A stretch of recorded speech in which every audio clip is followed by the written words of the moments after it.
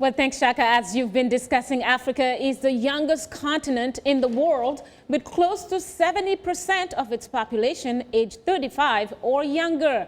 This presents Africa's government and policymakers with a huge challenge: how to provide more than 200 million youth with the education and employment opportunities needed to become productive members of society and make positive economic and political contributions to their respective nations.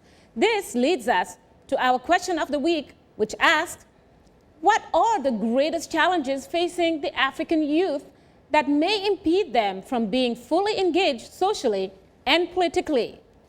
Well, we'll go straight to your answers and begin with Kennedy Onugbor from Lagos in Nigeria, who writes, often our leaders say we are the leaders of tomorrow, but they are making today miserable for the youth.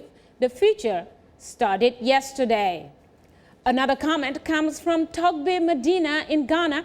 He says, most African youth are sidelined from the decision-making process of their governments. Ghana is a shining star in this regard, as more youth are becoming ministers and are part of the decision-making process. Shaka, I actually tried to Skype with this viewer earlier, but we couldn't make it happen. We had some technical difficulties. But he is very, very involved in his country and says he has a foundation with a go-to-school project to lend a hand to kids and make sure they take their education and schooling very seriously. He also trains kids, as he's told me, in aerobic dances classes to fight obesity in children. Quite a massive campaign that he's involved in. Very interesting. Raymond, you've heard, of course, that leaders keep talking about how the youth are the leaders of tomorrow. Have you heard about that? Yes, I've heard of that. Do you believe it? I don't. Why? I dispute that because that's the old saying to tell us that we are leaders of tomorrow. Tomorrow will never come. We are leaders of today. And in East African community, we have embraced that we are now leading the region, because the East African community has opened the doors, has opened the platform where young people now, they can engage themselves into decision makings. So the narration and notion about we are leaders of tomorrow is outdated, is out of date. Martin, what about you?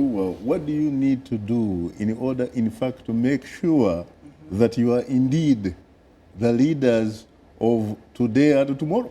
We need to participate in the decision-making processes of our countries. How do you go about that? At the moment, we have various leaders movement, in the Congo and across Africa. If you look at the SADC from the regional, at the regional level, we have the SADC Youth Wing, we have the East African Youth Wing, and perhaps, I'm not sure, I think there is also the ECOWAS Youth Wing. So from the regional level, we are engaged, and within the countries, we also engaged politically by having, getting involved in different political parties, youth wing movement, and participating in, in the state affairs from the grassroots level. It's very